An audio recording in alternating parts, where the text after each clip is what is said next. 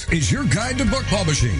Everything you want to know but didn't know what to ask. With your host, Dr. Judith Briles. On the show today, you'll find out where book publishing is going and how to take advantage of it. How to identify and avoid publishing predators. What opportunities are emerging as the book trade evolves in new forms. How to avoid losing money, and much, much more.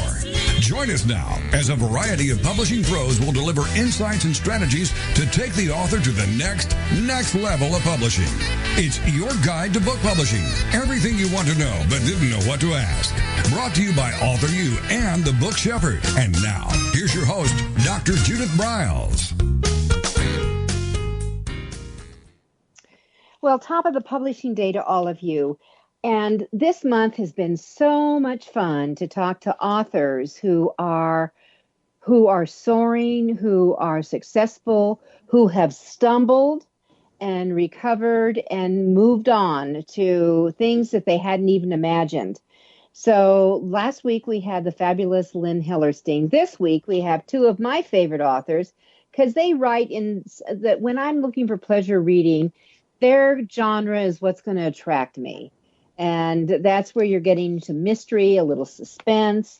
What Rox Burkey and Charles Breakfield bring to the party is the wide world of the gremlins of technology.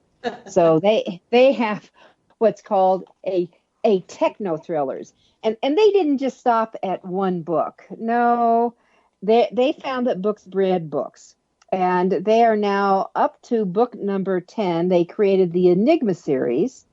So what both Rox and Charles did is they combined their professional expertise, their knowledge of the world from both business and personal travels, and then they combined them. They kind of put them in a mixer with all the characters whom have crossed their paths, and they're part of the series character universe. So they come back. That they're, it's just not one book. No, they keep going. So it kind of hooks you in the fact. They found it really interesting to use the aspects of their technology background and the people and actually incorporating them to their daily lives. And so they make it one of the aspects of the primary theme for each story. So with the team of Breakfield and Burkey, they claim that this is the perfect way to create stories that pit the cyber good guys against the natty, nasty, awful, horrendous bad guys. So with that, we want to tell you they've won lots of award-winning titles within each one of the books for the series. And you can, and here's what I love about them. If you didn't hit book 1 or book 2 or book 3 and you just stumbled on book 7 in the series, you're just fine. And you can go and pick up the other ones. So you're not left out in the loop, which I have been sometimes when I've discovered a series that I like. Both of them love to talk to readers and listeners about what they like in their storytelling. And, if you want to get just a kind of a nibble of a sample, if you go to their website, theenigmaseries.com, you can pick it up. And with that, welcome to AuthorU, your guide to book publishing, Rox and Charles. Oh, thank you, Judith. So nice to be here. It is. Yeah. It is. And you do a great intro.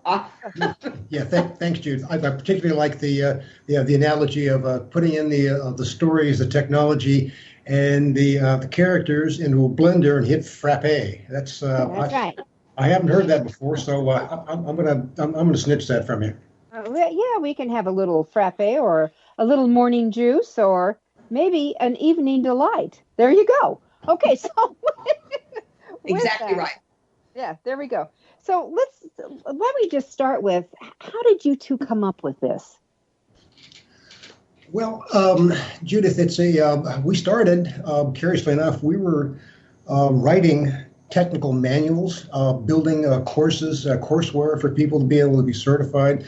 And Rox got this offer from the Auerbach that said, hey, why don't you come do that for us? So we were doing manuals and did a couple of them. A little unsatisfying. I got irritated and picked up all my marbles and stomped off. And a couple of months later, she comes and goes, new deal, let's do fiction. technical fiction and technical stuff in the background, and we got some people we need to get even with, so we use them as some of the bad guys, okay? And I went, oh, I'm liking this. So as they say, the rest is history. The rest is history. So how long did it take you to write the first book? It was a tremendous long time. It took a whole year. If you talk, I'm going to sidestep you. If you talk to some of these people, they're into decades, some of these authors. So. Well, no, and I understand that. But when you have been working in a manufacturing environment and creating manuals, there are always rigid timelines that you have to do things. Mm-hmm. And so we applied those same kind of rigid timelines and defined schedules of when we could do the fictional writing versus, the daytime jobs. And so when you put yourself on a forced march, it just happens. It works. And, technology is so much fun, and we enjoy it and we like it. And I'm telling you, plotting against good guys and bad guys is, that's as old as time, right? Well, and the other thing too is that we got overrun with story material so quickly. We're cranking out 2.2 books a year.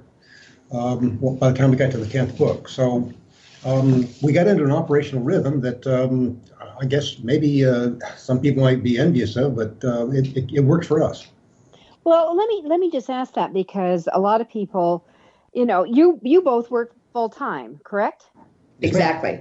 Yeah. You're not sitting in the rocking chair in a retirement thing. You really are working like a lot of people with regular jobs. You have demands of your job. So, but I love the phrase, Rox, that you used. You work in your regular work under rigid timelines. So you just applied that to your writing. Exactly. And so one of the things I personally did, I know Charles's house couldn't do it, but I got rid of my television. I donated my television. And so, there is 4 a.m. to about 7 a.m. that's really prime time for writing, because it's very creative. Mornings for me, are the most creative. Mm-hmm. Me too, actually. And then it just kind of goes on from there with the regular job. And unfortunately, because I'm in technology, a regular job is not really 40 hours a week. Mm-hmm. It's more like 60 hours a week. Just the paid job, the one with the benefits. So I'd like benefits. Yeah. Why I'm working. All right. So some of your readers have said, I'm actually a fan of David Baldacci. I don't read Tom Clancy. It's not my style, but I've certainly read Clive Cussler and that. And you've had people compare you that if you're a fan of Baldacci or Clancy or Ludlum or Cussler, that they need to discover what Burkey and Breakfield are up to, correct? And yes, and that was so flattering the very first time that happened, and it's happened a few times where they pull in some really prime writers, and it's awesome to be compared to those people, because they are literally on the lips of so many people, and they're number one bestsellers in so many different fronts. Mm-hmm. That part's very exciting to have that kind of a comparison. It's good to have a benchmark to be able to say, okay, this is where, and a lot of people say, give me a flavor for what you guys write. I don't doubt that you think it's wonderful, but help convince me. And so it's good to have those reference points. They go, and we've got one beta reader that he compares us against Cussler all the time. He goes, I didn't like the last one, but I love the one before that. And he'll grouse about this. So we get a lot of that, honest feedback, but it's in the contextual clues from our competitors. Well, tell me about, where your ideas come from, certainly what you work in. But tell me about your main protagonist. Now, he's in all your books, correct? He is, and that would be Jacob Michaels. Uh-huh. And Jacob Michaels was originally someone that was created when I was trying to convince Charles that he wanted to do fictional novels. So we have different technology skill sets. Charles would be the hyper geek, and I'm more of the applied application geek. So Jacob is a guy who he reminded me when I created him of the guys that would sit in the back room and have sandwiches thrown under the door along with the instructions for what they were supposed to program. So, just a quiet person who's happy with a keyboard and happy with, the whole mouse and just wants to work like that. So kind of a social introvert. And so that was how I created that particular character. He has certainly blossomed since his original concept, but it was an interesting way to evolve a character. And you're right, he is in every single one, but he's like 30-something and he's positively adorable. But that's not where he views himself. He is a technologist from his perspective. Well, I actually saw the new cover for the new book coming, and he looks gorgeous. Yeah. He's a honey. He's a hunk. He's a hunk. Exactly right. He's coming up, and so you have to watch for the hunk on the cover as we come along. And the title of that one, is that the Enigma Source? Is he on the cover of the new, or have I got that backwards? So we're actually re-releasing the Enigma Factor, which is the first one. Is he on? So is he going to be on the Enigma Factor? No, he is on the Enigma Factor. That's the one that you saw. Aha. Okay. The next one is the Enigma Beyond, and we haven't really decided on the cover for that yet. Well, they start flowing that way. All right. So when we come back, what we want to get into with Charles and Rox really is some of the things that have worked, what hasn't worked, some of their strategy techniques that they go through, and of course the always elusive marketing. With that, you're all listening to AuthorU, your guide to book publishing. I'm Judith Briles, the book shepherd, and we are celebrating awesome, amazing authors all this month.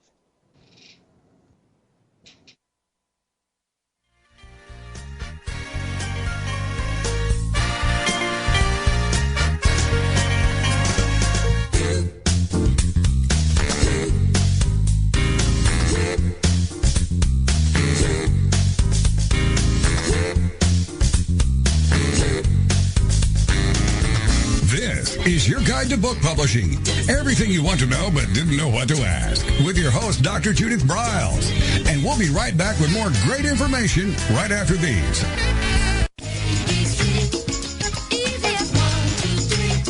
Is there a book in you or another? AuthorU shows you how to create, develop, and publish your book without being hoodwinked. If you already have a book out, you will find a supportive and brainstorming community that is connected and creative, no matter where you live. AuthorU brings in national experts for its book camps and annual AuthorU extravaganza. It has regular meetings and delivers webinars for its members on timely topics. Through AuthorU's extensive network, members enjoy exclusive benefits, including significant discounts for a variety of services necessary to publishing. AuthorU is the premier authoring resource in the country, creating community, education, guidance, vision, and success for the serious author. If you want to create a book that has pizzazz, punch, and panache, AuthorU is for you. Timely author and publishing tips and articles are posted on its social media platforms, and it is free. Discover AuthorU, where authors go to become seriously successful. Join AuthorU today at AuthorU.org. First impressions are everything in the world of book publishing. Whether your book is an ebook, a print version, or both, your book cover needs to pop, sizzle, and sparkle to immediately capture the attention of your audience. And your book's interior needs to be just as dynamic and reflect the professionalism your readers demand. Nick Sellinger of NZ Graphics has won numerous national and international book awards for his cover designs and interior layouts. With over 20 years of experience in graphic design, he knows what it takes to create award-winning books and the many promotional pieces that authors need, such as posters, banners, postcards, one-sheets, business cards, logos, and more. Visit ncgraphics.com and see what authors and publishers have to say about their award-winning books and how NZ Graphics can make your book the success it was meant to be. That's nzgraphics.com.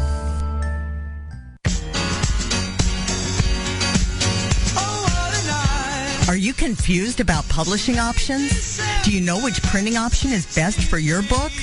Does your stomach flip when you think about selling books? Or do you feel overwhelmed with what to do about book marketing and publicity? Get the answers and much more. Get them and from someone who knows publishing inside and out from both the traditional and independent sides, how to make a successful book. You can't do it alone without paying the price. You can spend your money creating a book that turns out to be so-so, or you can create a book that looks and feels classy, builds your brand and platform, and is a success, a bestseller. It is your choice. You choose. If you want author and publishing success, you want Judith Briles as your book coach.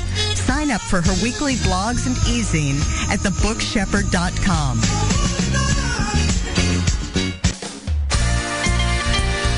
Welcome back to your guide to book publishing. Everything you want to know but didn't know what to ask. If you want to write and publish a book, if you want to be successful as an author, your guide to book publishing, everything you want to know but didn't know what to ask, is for you. Stay tuned and you'll hear about statistics, scenarios, and strategies on what to do now to get you published. So let's get back to the show. And here again is your host, Dr. Judith Briles. All righty, with me is Rox Burkey and Charles Breakfield. They are the brains behind the Enigma series, which now total 10 books. If you like thrillers and if you want them twisted, woven with a little bit of technology, this is going to be the series for you. One of the challenges, I think, that a lot of us as authors, most of us are solopreneurs in this area. So here we have two people who they're not married, they don't live together, they have their own families. So I guess my real question is, what is your process for co-writing together when you're not together? So that's I'll give a trade secret here. We've got a patent pending technology that we use for, it's called literary ping pong. And what we do is we'll, like Rox indicated, she'll wake up at dark 30, and she'll have this epiphany and say, "OMG, I've got this swell idea for a story, for a chapter within the story. Dash it off, and then ship it over to me, and I'll come to my PC, groggy, cup of coffee, shuffle. I'll take a look at it, and I'll get overamped about it, and we bat it back and forth, and we get that polishing, the characterization, the story threads, because we usually have 5 to 7 story threads within a book to give it that extra spice. And then that technique of literary ping pong back and forth gives it that the polish that the story needs. The character act, are they consistent? Are they evolving? Are they doing what we want? That's where we get that extra shine, Judith. Well, and how much ping ponging are we doing? This patent pending ping pong. So to go into a little more detail, we track everything on spreadsheets as far as the characters go, the scenarios that a book is taking, and the threads as Charles was indicating, and the chapters. So that's something that we take a look at, and we actually kind of refine during the process, during the book's creation. And so we not only send the book back and forth. So, for example, our books average about, 60, 70 chapters. So we will kind of outline where we want to go. We know the problem that we're doing. Like in the very first book, for example, the problem is identity theft. And so we outline where we want to go, what the risks are, how this can happen, to even the brightest people. And so then we assign chapters. So, it's like in every other thing. Or if there's one that I specifically want, then I'll just put my name on it, since I'm the keeper of the spreadsheet, my name goes on it first. So then we, as Charles says, we write our assigned, quote unquote, assigned chapters, then we go back and forth.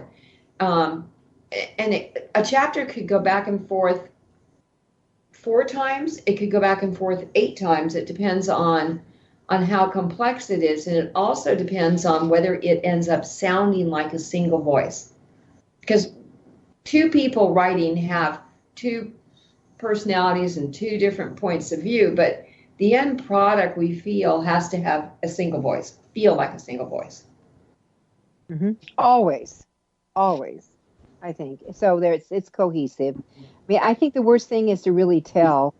It's almost like editing. If you switch editors in the middle of the stream, the reader will know. Yeah. There's truly a different flow to it. Yeah. And the way we benchmark that is that our editor will come to us frequently and say, "Who wrote this? Which one? It's like, so if we can camouflage or turn the story into a single voice, then and the editor can't pick out who's doing what, we think we've done a good polishing effort." Yeah, I would say so too, on that. So are you using any specific software that you're writing on, or? No, we use Word, we use Excel, and we use PowerPoint. Mm-hmm. That's really good. Basic software. Yeah. Well, you're my type of people, because I'm a Word girl, and going in and I have one authors that I'm working with right now, and they want to do everything in these different cloud things, and I said, my God, I can't even get in half the time. This is how I want to work with you, since I'm in control of it. This is how we're going to do it. There you go. Good idea. It works for me. It would work for me, Judith. I get you. I get you there. It gets you there. Well, the other thing is we work, right? And so these are business softwares typically.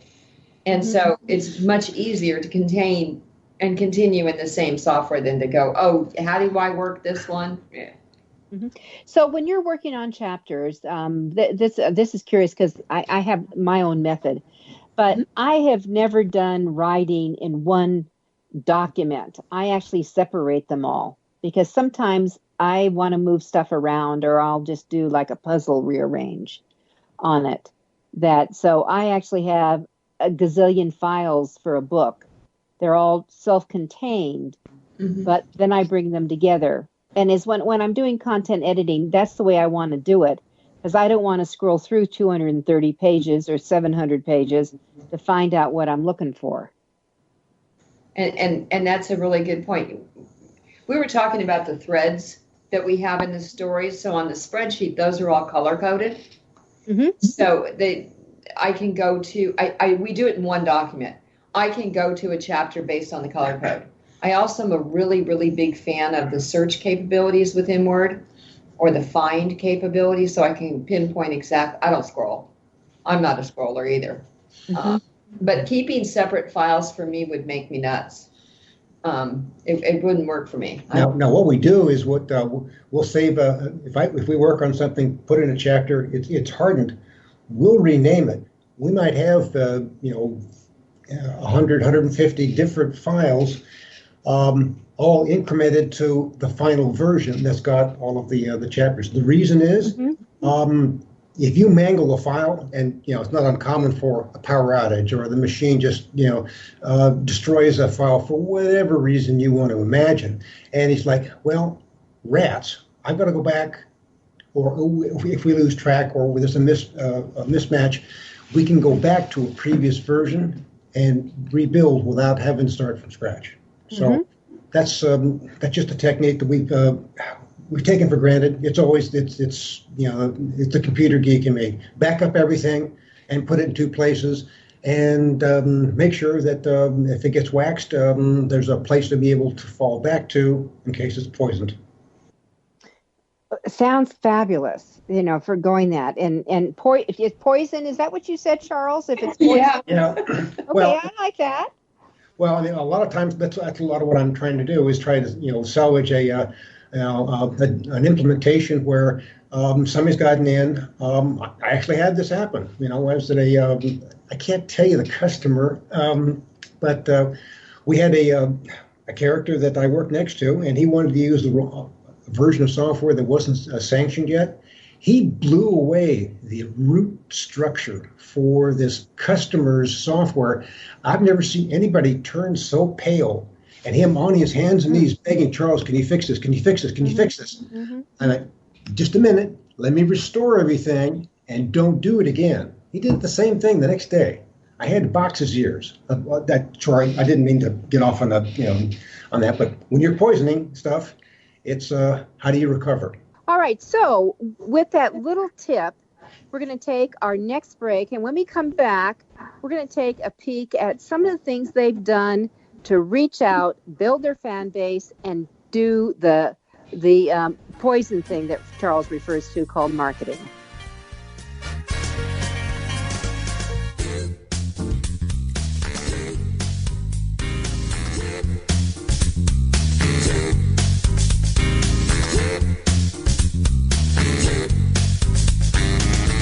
This is your guide to book publishing.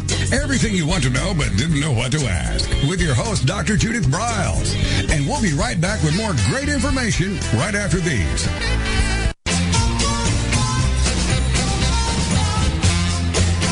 Discover the power of you and your book at the Judith Briles Unplugged events. Each summer, Judith Briles Book Marketing Unplugged unfolds over 3 intensive days working with just Judith. You get publishing strategies, author and book platforms, book marketing panache and pizzazz, and authoring tools to take you and your book to rock star success. In the fall and winter, Judith Briles Speaking Unplugged includes Judith as your coach and mentor during 2 powerful days. You will learn how to structure a speech, how to create openings and closings, how to find gigs that pay you and sell your books, and you will get one-on-one coaching. Go to thebookshepherd.com and click on the Events tab to learn how to participate at the next Unplugged Workshop event.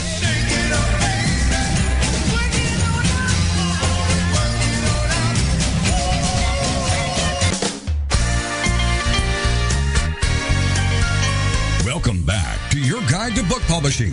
Everything you want to know but didn't know what to ask. Coming up, you'll hear more about statistics, scenarios, and strategies on what to do now to get you published. So let's get back to the show. And here again is your host, Dr. Judith Briles. All righty, so this is my favorite thing. Those of you who know me know that I have marketing in my DNA. And that one of the things that's really important, and this is really the Achilles heel for, I think, just about every author that crosses my path, is this thing called marketing. And that I know so many of you just want to be alone. But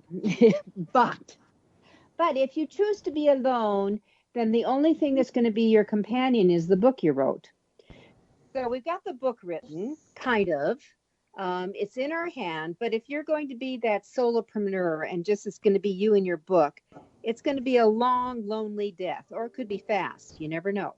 So what we have to do is really kind of kiss on how do you get the marketing? Those of you know me, marketing is in my DNA, and I actually like marketing, but there are so many ways to do it. And I think what's really unique for all authors is to find what's the right fit for them.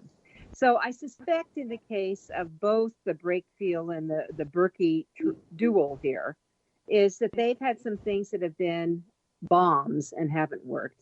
And they probably had some things that have just been, why didn't we think of this sooner type thing. So I'm going to throw it at you. What hasn't worked? Let's start with the bad news first. And where do we go from here?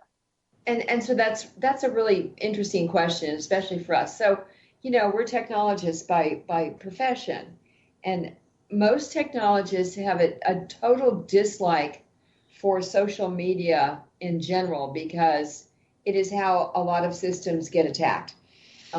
It's just a way in for a lot of hackers and cyber thugs, as it were.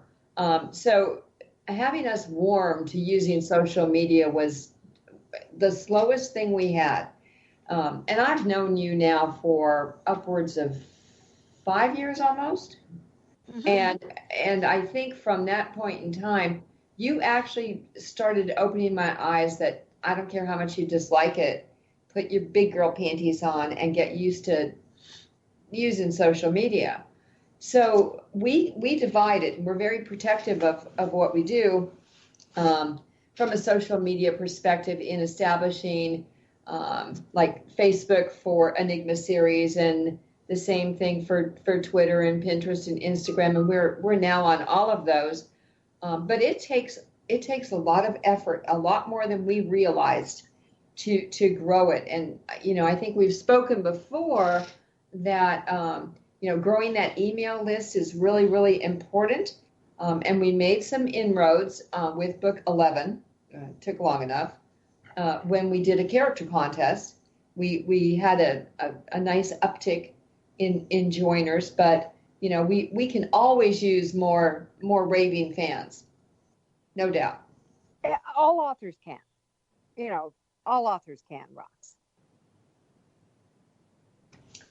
So at this point in time, we actually have a couple different vehicles that we use to try and do the social media. I actually take an hour out of my writing time, which was really hard for me to do social media and really focus on it. And it's like getting new friends. And it's not something where you kind of just, you like something and all of a sudden they're going to like you. You have to be relevant. You have to say something or give something that is of interest to others to make the community larger. And for us, that's a real hard thing to do. It has been. So the competition that that we started off on, we actually got we started this process with, we were on Channel 8, and I was teasing with the interviewer, and I got her to blush and made all the camera people crack up. But one of the things that really resonated well was like, okay, we need an evil temptress. Who wants to be an evil temptress? And that went out through social media, and we started getting people responding like crazy. Who wants to be the reluctant hero? And we had a couple people raise their hand, and then who wants to be the evil genius? And we had a pretty healthy competition for all of those slots, and it surprised us. It was like people were like, well, yeah, I mean, write me in. By the way, how evil is this person? It's like, well, no, you can't do that. Either you're all in or sit on the sidelines. So, and it was driven by their acceptance, and also what does their following look like? That was part of the voting. Well, so you're talking about voting. How did they vote, Charles? Well, that was a voting from our standpoint. Okay, we're going to vote for this individual because we had some swell folks pop up and say, we want to do this.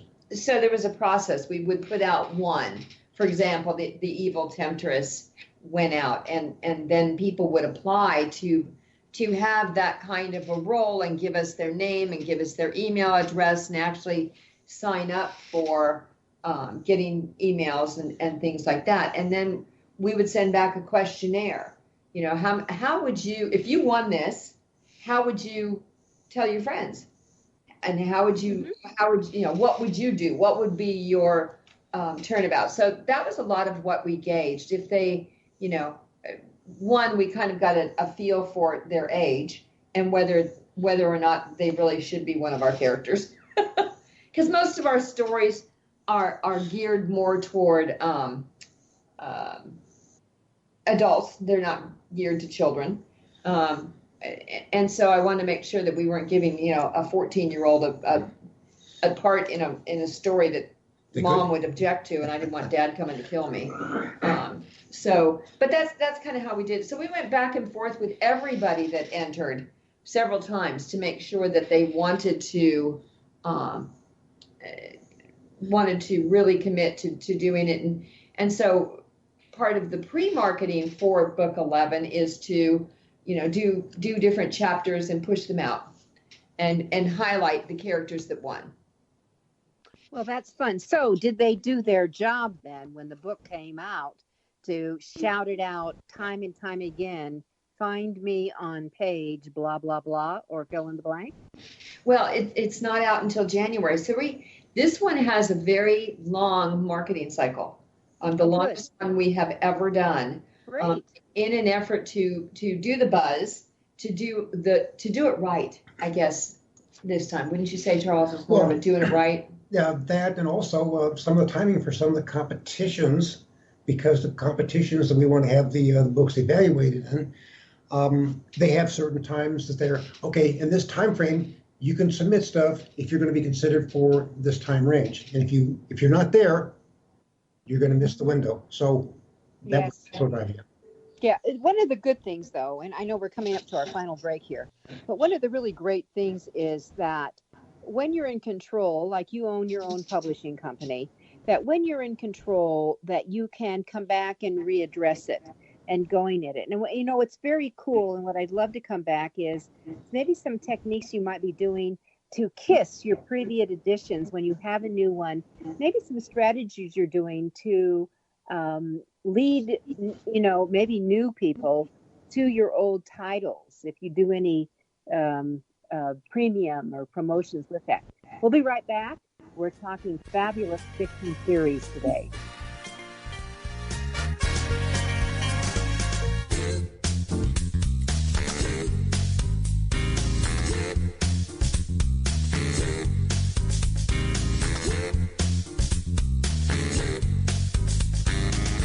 This is your guide to book publishing. Everything you want to know but didn't know what to ask. With your host, Dr. Judith Briles. And we'll be right back with more great information right after these.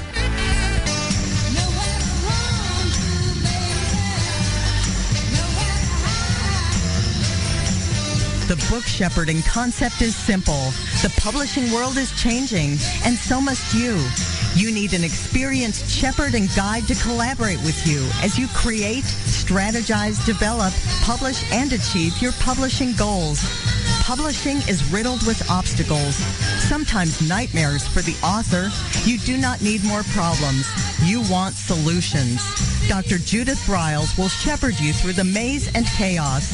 At times, she has had to step in and rescue a book that has been sabotaged by a publisher, by a publishing service provider, and sometimes even by the author. If you want author and book success, connect with her today at thebookshepherd.com.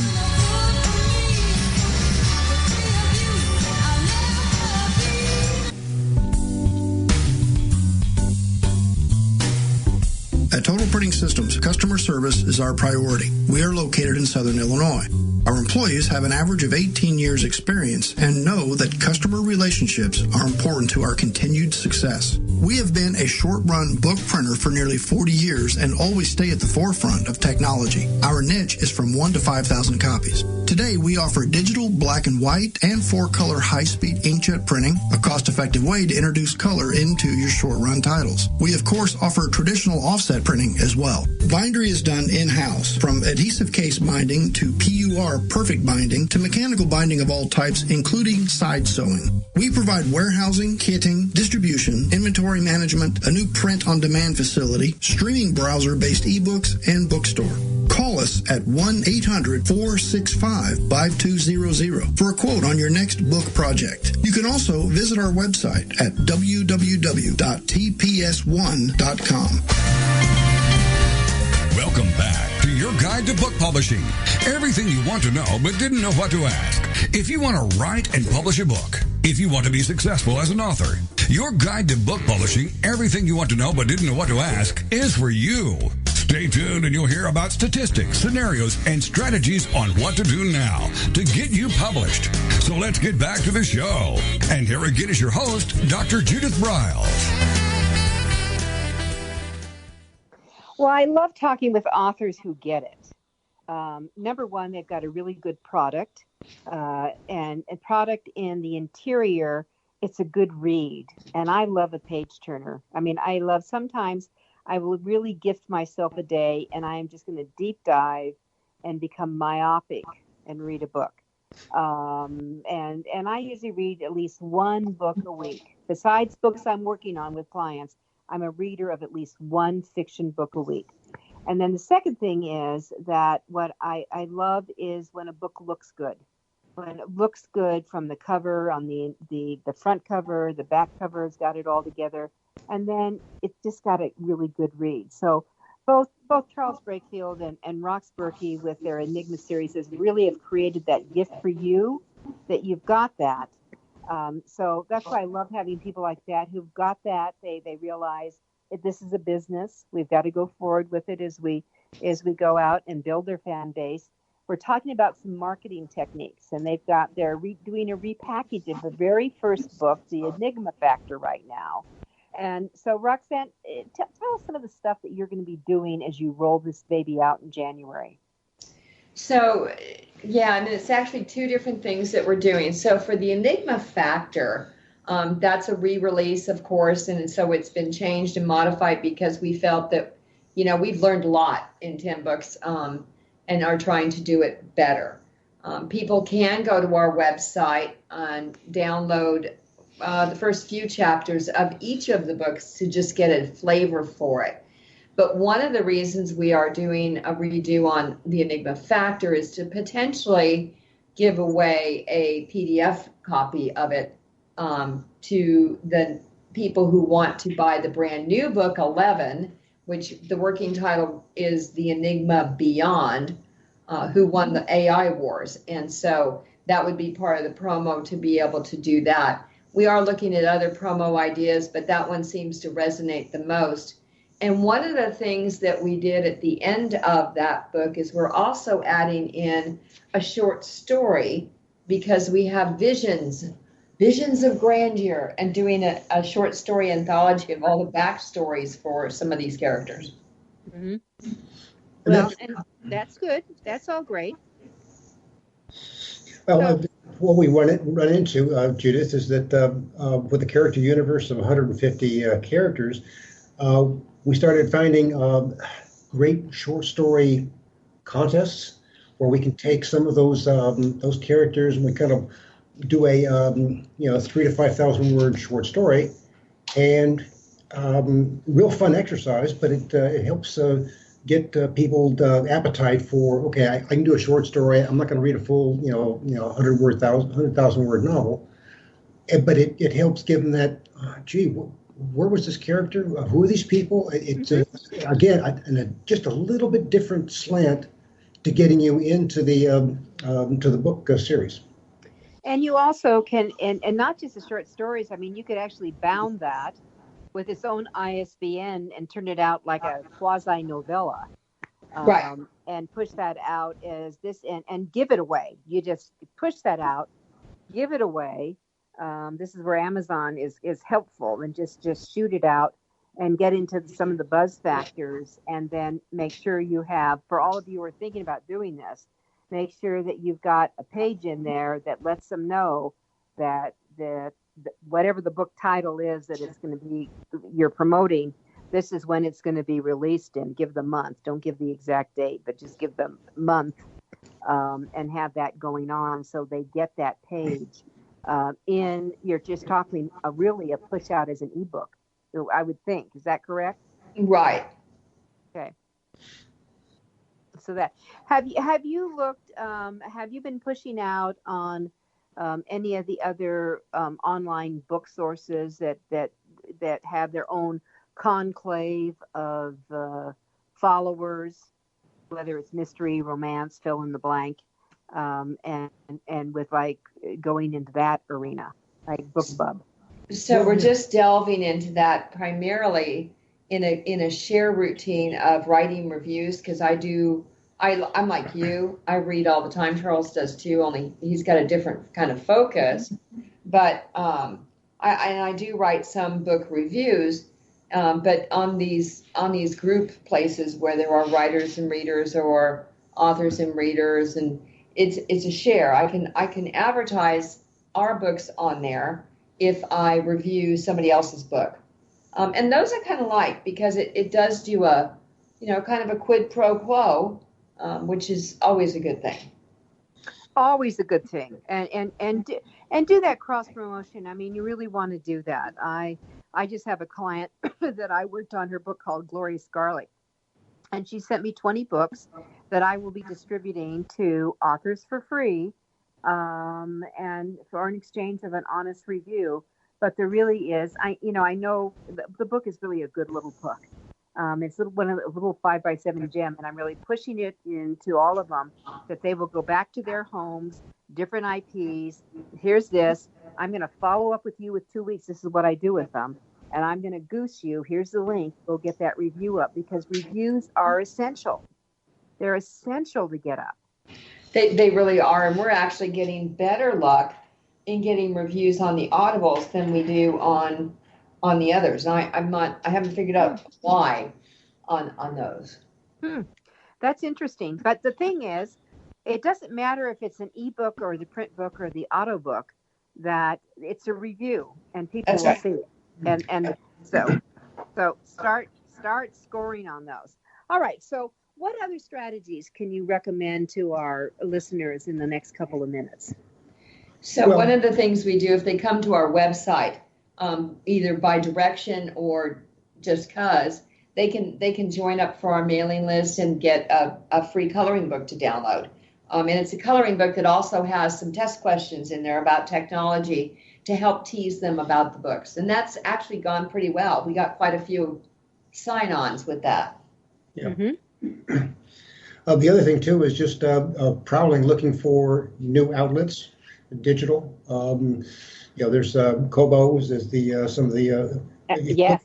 If you look at our website, there's several competitors to Amazon. So it's important not to think, well, if I'm not on Amazon, I'm done. No, there's plenty of other people, other sources.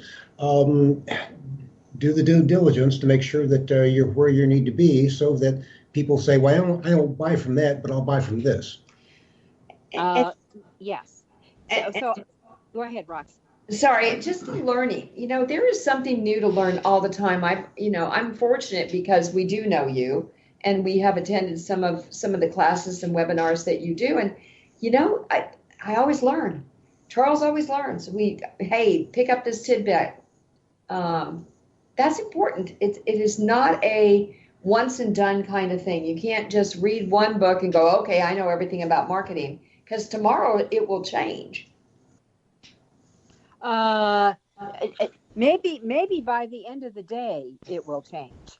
It's going to be a better way to look at it, because it does keep changing. So Charles mentioned Kobo. I'm going to recommend to all of you, you should be looking at Kobo. You should consider doing Smashwords as well.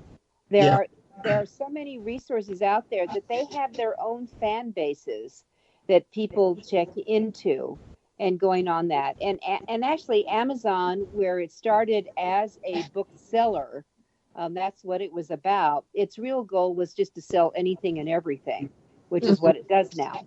Mm-hmm. And book sales have dropped to a minority of their sales, and all the electronics is the biggie.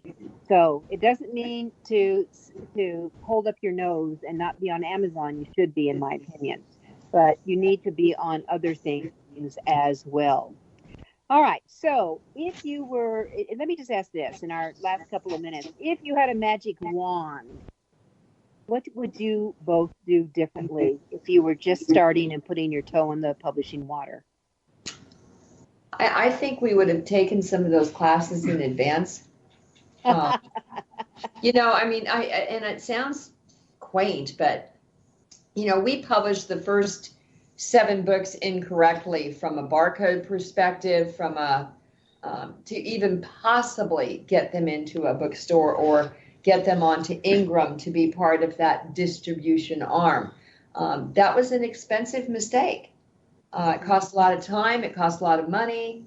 Anger management became my forte at that point. I don't know. What other things do you think magic wanding? I think the proper categorization, the tagline, the log lines, the synopsis. I don't know how many hundreds of times we've done those and done them again. And after we got finished with them, did them one more time. And that process is that wordsmithing. That is not something that you get right the first time. I promise you. So I wish I'd had a little more instruction from somebody who said, no, dear boy, do it this way. You're going to miss something. Oh, that's what I do. That's my job.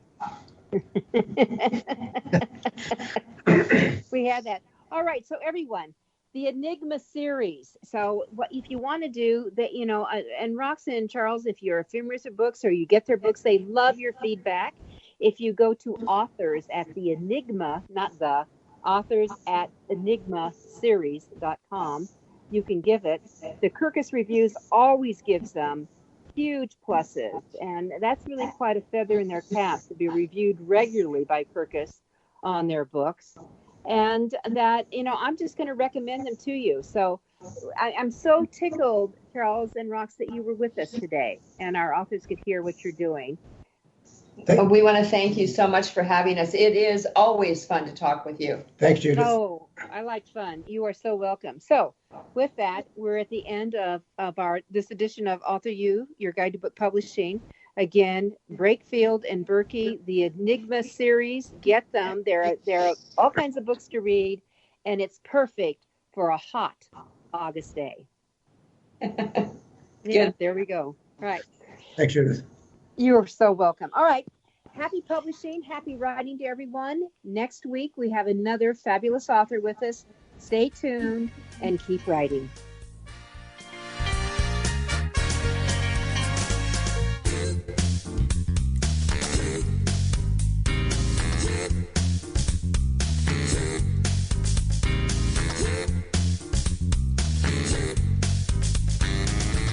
Thank you for being a part of your guide to book publishing. Everything you want to know but didn't know what to ask. With your host, Dr. Judith Briles. Each week, a variety of publishing pros will deliver insights and strategies to take you, the author, to the next level. You'll learn tips and secrets on how to create, strategize, develop, publish, and achieve book publishing success by making one very simple change in your book's journey. How to avoid the publishing predators. How to create an author and book platform that rocks. Learn how to make a living with your words and your books. Learn how to publish a book that has no regrets, and so much more. For more information, check out AuthorU.org, where authors who want to be seriously successful go. And Judith's website, thebookshepherd.com. Then join us again here next week for more. It's your guide to book publishing. Everything you want to know but didn't know what to ask. With your host, Dr. Judith Briles. Brought to you by AuthorU and the Book Shepherd. Thursday evenings at 6 p.m. Eastern, 3 p.m. Pacific on the Rockstar Radio Network.